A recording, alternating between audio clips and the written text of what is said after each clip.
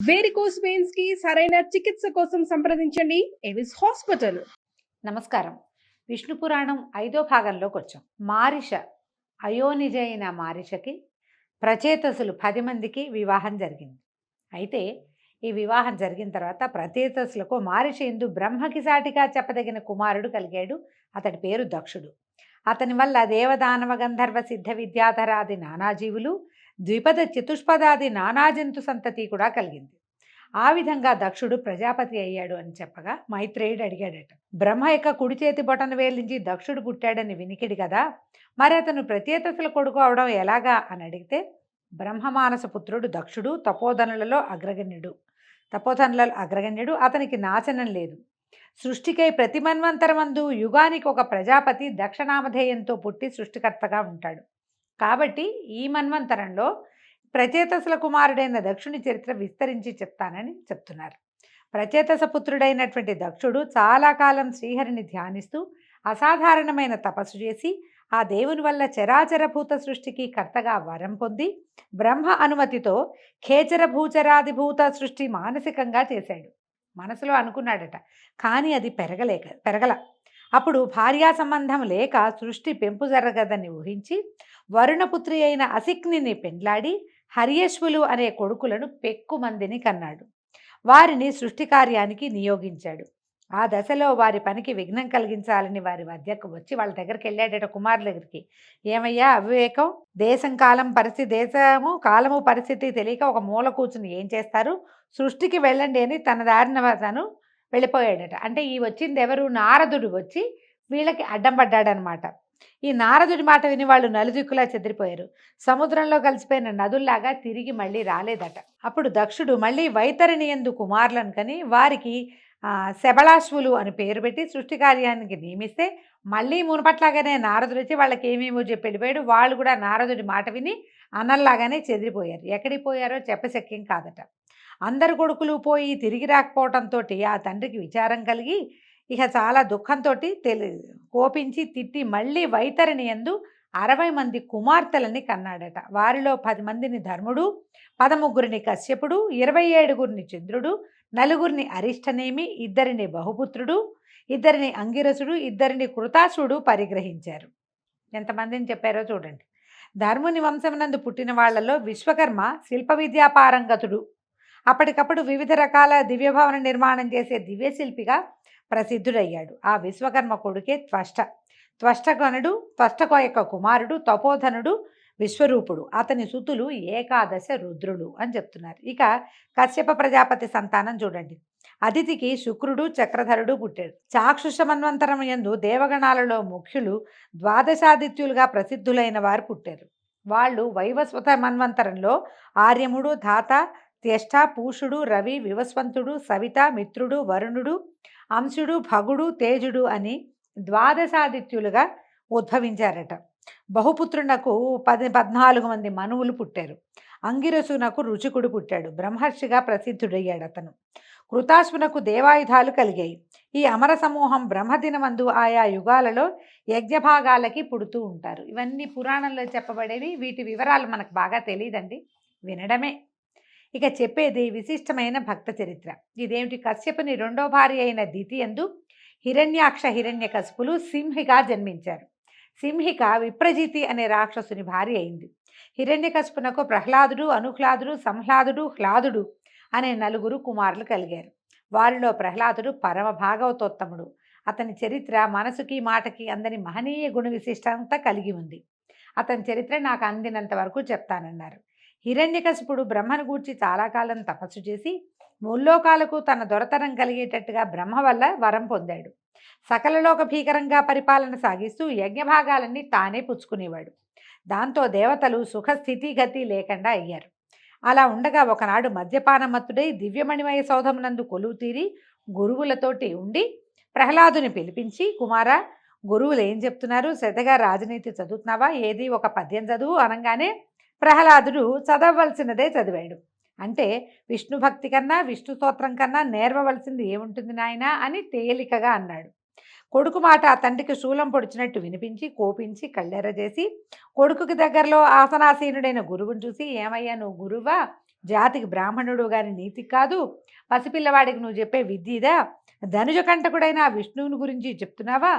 ఏమనాలి అని నిన్ను ఇక ఆయన నోటికొచ్చిన వాక్యాలన్నీ తిట్టిపోసాడు. తిట్టేసరికల్లా ఆయన అన్నాడు, ఆ గురువుగారు, నాయన నేను చెప్పేది విను, నీ కొడుకు సంగతి తోటి పాలుడికి తెలుసు, నేను నీ సంబంధమైన రాజనీతే చెప్తున్నాను, వింటున్నట్టు నడుస్తాడు, ఏమీ ప్రయోజనం లేదు, పాఠం అయ్యాక అవతలకెళ్ళి ధనుజవాలుడికి విష్ణువు గురించే చెప్తూ ఉంటాడు, ఏం చేయమన్నావు, నా తప్పేం లేదని గురువుగారు వాపోయి మొరపెట్టుకున్నాడు. హిరణ్యకశిపుడు కుమారుని అదిలించి, ఇదిగో ఈనాటి నుంచి గురువు చెప్పింది బుద్ధిగా నేర్చుకో, ఇంకా విష్ణువు అవి మా పేరెత్తదు, మన వంశానికి విరోధి అయిన ఆ విష్ణు ఘోష నీకు తగదు, మన ఇంటా వంట లేని బుద్ధి ఇది మంచిది కాదు, విష్ణువు నాకంటే గొప్పవాడు ఎందుకయ్యాడు, ఎక్కడో దాక్కుంటున్నాడు, ఈ ముల్లోకాలకి అధిపతిని నేను, నా పేరే జపం చేయాలని గట్టిగా బుద్ధి చెప్పి కుమారుణ్ణి గురువుతో పంపాడు. ఇంటికి వెళ్ళాక తర్వాత గురువు బుజ్జగించి ప్రహ్లాదుడికి, నాయన మీ నాన్న బ్రహ్మ గురించి తపస్సు చేసి ముల్లోకాలకి ప్రభువుగా వరం పొందాడు, విష్ణువు పేరెత్తితే ఒప్పుకోడయ్యా, కాబట్టి నీతి శాస్త్రం చదువుకో, విష్ణునామం వద్దు నీకు, శాస్త్రం చదువుకోమంటే ప్రహ్లాదుడు అన్నాడు, మా నాన్నకి పుట్టిన వెరితనమే మీకు కూడా అబ్బినట్టుంది, సకల లోకాధిపతి విష్ణువుని కాదని ఇంకొకడని చెప్పడం అజ్ఞానం కాదా? పాపకర్మలు చేసే ధనుజులకు పౌరోహిత్యం చేస్తున్నందువల్ల వాళ్ళ గుణాలే నీకు కూడా పట్టినట్టున్నాయి, ఇలాంటి నీ దగ్గర చదువుకోవటం నిజంగా తెలివి తక్కువతనం, నా నిర్ణయం ఒకటే, విష్ణువుణ్ణి కాదని చెప్పే నీ చదువు నేను వినేది లేదని ఖచ్చితంగా చెప్పేశాడు. ఈ మాట విన్న గురువు నోరుగా మెదపలేకపోయాడు. అయితే ఇంకా కొంతకాలం అయిన తర్వాత హిరణ్యకశిపుడు ఒకనాడు వినోదం చిత్తగిస్తూ కొడుకుని రప్పించి, శ్రద్ధగా శాస్త్రం చదువుతున్నావా, ఏవి 4 సూత్రాలు చెప్పు అని అడిగేసరికల్లా ఈ అబ్బాయి ఏమన్నాడు, మళ్ళీ ప్రహ్లాదుడు, శ్రీరమణీ మనోహరుడు సర్వలోక విఖ్యాత చరిత్రుడు పద్మనేత్రుడైన విష్ణుదేవుణ్ణి భజించిన ధన్యుడను, నాకు ఈ నీతులు గీతులు ఎందుకు తండ్రి అన్నాడు. అనేసరికి హిరణ్యకశిపుడు కోపంతో పళ్ళు పటపటా కోరికి నిప్పులు రువ్వే చూపులతో కొడుకుని చూసి, దురాత్మ, వంశానికి ముప్పు తెచ్చే దుర్మార్గుడు అయ్యావు, ధనుజాతికి మారకుడైన వారిని భజిస్తున్నావా? ఇతను పూర్వం ఈ విష్ణువు మొత్తం పాల సముద్రంలో నుంచి వచ్చిన ప్రతి వస్తువుని దేవతలకి అప్పచెప్పాడే కానీ ఒక్క వస్తువుని రాక్షసులకి దక్కనివ్వలేదు. దుర్మార్గుడు, ధనుజకంటకుడు, రాక్షస జాతికి అంకుశం లాంటివాడు, అతనిని నువ్వు పూజించడానికి వీల్లేదు, నేను నిన్ను చంపేదే ఖాయం, నిన్ను ప్రాణాలతో ఉంచేది లేదు, నువ్వు భజించే ఆ ధనుజ వైరి నిన్ను ఎలా కాపాడతాడో చూస్తానని తాళ్లతో కట్టి ఏనుగులతో పొడిపించి, తేనుగులతో తొక్కించి, శూలాలతో పొడిపించి, విషాన్నం పెట్టించి, అగ్నికి ఆహుతి చేయడానికి ప్రయత్నించి ఎన్నో మారణ ప్రయత్నాలు చేశాడు. ప్రహ్లాదుడు మరింత తేజస్సును పొందాడు కానీ క్షీణించలేదు. అయితే ఈ హిరణ్యకశిపుడు ఏం చేయాలో తెలియక కుమారుడి వైపు చూస్తూ ఉండిపోయాడు. మళ్ళీ పిల్లవాడిని గురుకులానికి పంపించారు. కొన్నాళ్ళు గడిచాయి. మళ్ళా కొంతకాలం అయ్యాక ఈయన హిరణ్యకశిపుడు పిల్లాడిని పిలిచాడు. ఏమైనా చదువుకుంటున్నావా, కులోచిత విద్య నేర్చుకుంటున్నావంటే, నా బుద్ధి ఆ విష్ణుదేవుని భజనకే లొంగి ఉన్నది, అంకితం అయిపోయింది, లౌకికమైన కుల విద్య నాకు అబ్బదు, అది నాకు వద్దని హిరణ్యకశిపుడు చెప్పేసరికల్లా నిన్ను ఇంకా తుదముట్టించాల్సిందేనని తాళ్లతో కట్టి సముద్రంలో పడేసి పైన ఒక కొండని పడేయండి అని చెప్పాడట. వాళ్ళు ప్రహ్లాదుని తీసుకుని వెళ్ళి తాళ్లతో కట్టేశారు, సముద్రంలో పడేశారు. ఒక పెద్ద కొండరాయినైతే ఆ పిల్లాడి నెత్తి మీద విసిరేశారు. ప్రహ్లాదుడు చలించల, నారాయణ నామస్మరణే చేసుకుంటూ శ్రీహరిని తన హృదయ పద్మంలో ధ్యానముద్రతో ప్రతిష్ఠించి స్తుతిస్తూ హాయిగా ఉన్నాడట. గట్టున ఉన్న రాక్షస భటులు వింతగా చూస్తూ ఉండగా సముద్రం అలలతో పొంగి కొండను పక్కకు తొలగించి ప్రహ్లాదుని అలనలన గట్టుకు చేర్చేసింది. రాక్షసులు ఆశ్చర్యపోయారట. సర్వశక్తి సంపన్నుడైన శ్రీహరి సంరక్షుడై ఉన్న భక్తునకు కొండలు బండలు ప్రమాదకరాలు అవుతాయా? అవ్వవు. చంపడానికి నుంచున్న రాక్షస భటులు కూడా బెదిరి కొంత దూరాన ఉన్న చెట్ల కిందకి పారిపోయారు. ఆ సమయంలో గట్టున ఉన్న ప్రహ్లాదునకు శ్రీహరి అభయహస్తంతో ప్రత్యక్షమయ్యాడు. దేవుణ్ణి చూసినటువంటి ప్రహ్లాదుడు పరమానంద భరితుడై అనేక విధాలుగా భగవంతుని స్తుతించాడట. ఆ స్తుతి విన్న హరి ప్రహ్లాదుని ఒంటిని నిమిరి, నాయన, నువ్వు బాల్యంలో ఉన్నవాడివైనా కూడా నీ తండ్రి చేసిన దారుణ కర్మకి బెదరకుండా మనసా నన్ను వదలక భక్తియుక్తుడివై ప్రవర్తిస్తున్నావు, నువ్వు కోరిన వరం ఇస్తాను అడగమంటే, అప్పుడు ఈయనేమన్నాడు, ఏ జన్మలోనూ నీ పాదభక్తి వదలని మనస్సు కలవాడనే ఉండేలాగా అనుగ్రహించు తండ్రి నన్ను అని అడిగాడట.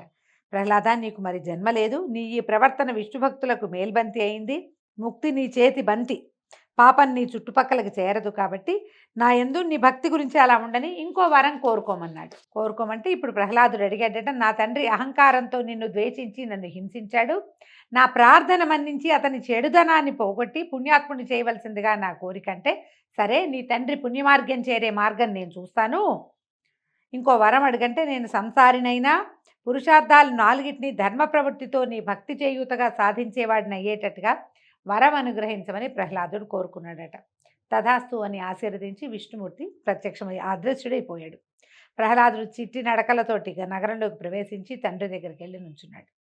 హరివరం వల్ల మునుపటి ద్వేషం పోయి సత్వగుణం కలిగిన వాడయ్యి కొడుకును కౌగిలించుకుని, నాయనా ఎంతో చాలా సంతోషం, నా వల్ల పడరాని పాటలు పడినా శ్రీహరి దేవల క్షేమంగా ఉన్నావు, ఇది నా భాగ్యమని కొడుకుని లాలనగా ఓదార్చి ఆనందంగా ఉంటూ చిరకాలం రాజ్యం పాలించి తుదకు విరక్తి కలిగి శరీర త్యాగం సామాన్యంగా అవ్వదు, ఆ విష్ణువు వల్లనే అవ్వాలని మళ్ళీ రాజసమూర్తి అయి విష్ణుని ద్వేషించడం ప్రారంభించాడు. కొంచెం కథ ఒక్క వాక్యం కొత్తగా ఉంది చూడండి. తర్వాత ఏమైంది, ఒకనాడు నిండు సభలో లోకభీకరమైన అట్టహాసము ఒకంతసేపటికి స్తంభం విరిగింది.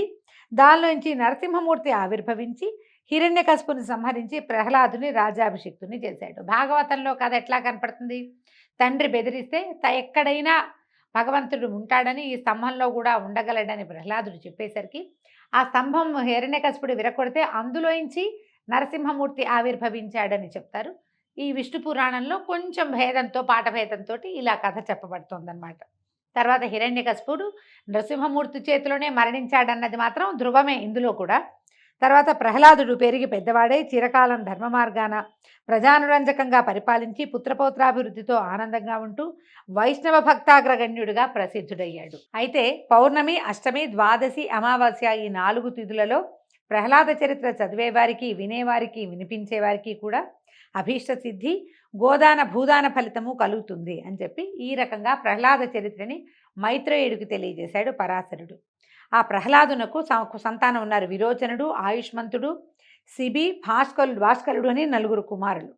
విరోచనుని కుమారుడు బలి. బలికి బాణాసురుడు మొదలైనటువంటి 100 కుమారులు ఉన్నారట. ప్రహ్లాదుని వంశమునందు పుట్టిన వారే నివాత కవచులు అనేవాళ్ళు 3 కోట్ల మంది ఈయన వంశంలోనే జన్మించారట. హిరణ్యాక్షునకు జర్ఝరి, శకుని, భూత సంతాపనుడు, మహానాగుడు, మహాభాగుడు, కాలనాభుడు అని 6 కొడుకులు. కశ్యపుని 3వ భార్య అయిన ధనువుకి 13 కొడుకులు పుట్టారట. వాళ్లలో పెద్దవాడైన వైశ్వానరునకు కాళిక, పౌలోమ అనే 2 కుమార్తెలు ఉన్నారట. వాళ్ళు మరీచికి భార్యలయ్యారట. ఆ 2 సంతతే కాలకేయులు, పౌలోములు అని 60,000 మంది. మనం కాలకేయ పేరు విన్నాం కదా, ఇవి పురాణాంతర్గతమైన పేర్లేనండి. వీళ్ళు ఎవరికి పుట్టారు, కాళిక అనే ఆవిడికి వైశ్వానరుడైన ఆయనకి కలిగిన సంతానమట. అయితే వీళ్ళు రాక్షస సంతతిగానే మనకి కనపడతారు, ధనువు యొక్క సంతానంగా ధనువు సంతతిలో వాడే అయినటువంటి విప్రచిత్తికి సింహిక యందు త్రియంసుడు, శల్యుడు, నభండు, వాతాపి, ఇల్వలుడు, నముచి, ఖస్యముడు, అంధకుడు, నరకుడు, కాలనాభుడు, స్వర్భానుడు, వక్రయోధి అనేవాళ్ళు పుట్టారు. ఇల్వలుడు, వాతాపి 2 పేర్లు వింటాం. అగస్త్య మహర్షికి జీర్ణం వాతాపి జీర్ణం అని చేశాడని ఆ కథలో వాళ్ళిద్దరూ ఈ విప్రచిత్తికి సింహికా గర్భ సంభూతులుగా జన్మించారు. వాళ్ళు తార అనే దానికి శుకి, శ్యేని, భాసి, సుగ్రీవి, శుచి, గృధ అనే 6 జన్మించారట.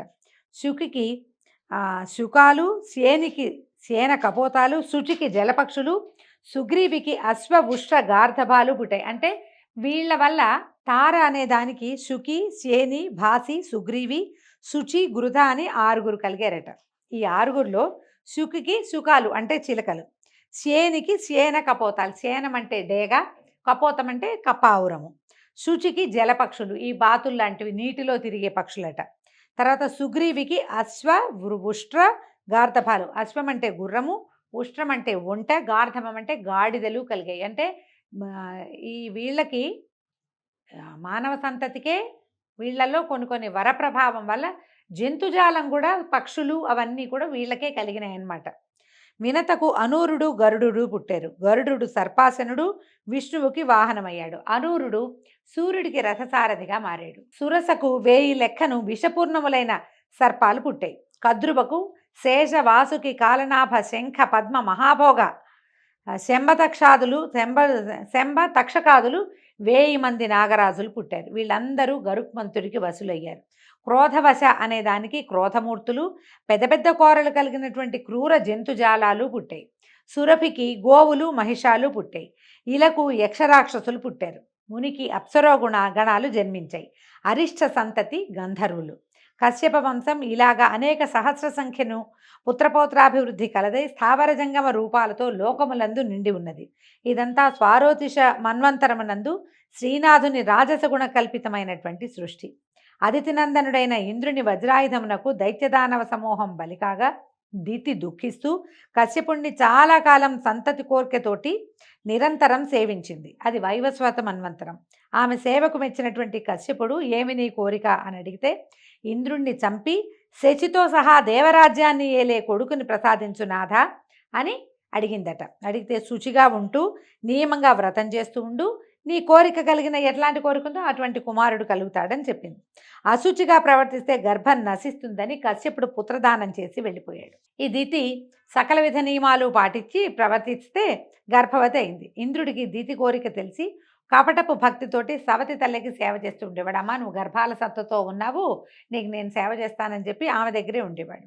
ఒకనాడు ఏం చేసిందట ఈ దితి, ఒకనాడు భోజనం చేసి పాద ప్రక్షాళన చేయక లోపలికి వచ్చి గర్భాల సత్తతోటి, అంటే కడుపుతో ఉంది, బరువుగా ఉంది మనిషి, ఓపిక లేదు ఆవిడికి, జుట్టు విరబోసుకొని పాన్పు మీద వాలి నిద్రాముద్రిత అయింది. అయితే చూడండి 2 దోషాలు. భోజనం చేశాక కాళ్ళు కడుక్కోకపోతే దోషం, మంచిది కాదు. జుట్టు విరబోసుకొని పడుకోవడం ఇప్పుడు సహజంగా అందరూ చేసే పని ఇది, కానీ ఈ పని చేస్తే తప్పనమాట. ఇదే సమయమని ఇంద్రుడు ఏం చేశాడట, సూక్ష్మ రూపంలో దితి గర్భంలోకి ప్రవేశించి లోపలున్న గర్భస్థ శిశువు కెవ్వమని ఏడ్చిందట. ఏడిస్తే మారోదీహి మారుదా మారుదా అంటే ఏడవద్దు, ఏడవకండి అని చెప్పి వజ్రంతో ఆ శిశువుని 7 ఖండాలుగా నరికి వాటిని మళ్ళీ 49 తునియలుగా చేసి బయలుపడి చడి చప్పుడు లేకుండా వెళ్ళిపోయేసరికల్లా ఈ 49 ఖండాలు 49 రూపాలు ధరించి ఏం చేశారట, ఈ స్రావం అయింది, వీళ్ళు సంతానంగా రూపొందితే ఆవిడ ఆ పిల్లలందరినీ ఇంద్రుడి వెనకాల ఉండండి, వాడి వల్లే మీరు ఇలా అయ్యారు కాబట్టి అని వదిలిపెట్టేసిందట. వాళ్ళు ఇంద్రుడికి తోడుగా అయ్యారు. వీళ్ళు ఆమె ఇంద్రుణ్ణి సంహరించాలన్న కోరికతోటి సంతానాన్ని పొందినప్పటికీ ఇంద్రుని వల్ల వేర్వేరు జీవితాలు పొందటం వల్ల ఇంద్రునికి సహాయకులుగా మరుత్తులుగా మారారట. ఆయనతో పాటే ఉండిపోయి మరుద్గణాలుగా ప్రసిద్ధి పొందారట. మునుపు పృథువును పరిపాలకుడుగా బ్రహ్మ నియమించిన తర్వాత ఆయా శాఖలకి అధిపతులుగా కొంతమందిని నిర్ణయించాడు. ఎవరెవరిని ఏ ఏ గణాలకి అధిపతులుగా బ్రహ్మచేత నియమించబడ్డారో ఆ విషయాన్ని రేపు ఉదయం తెలుసుకుందామండి. అంతవరకు సెలవు, నమస్కారం.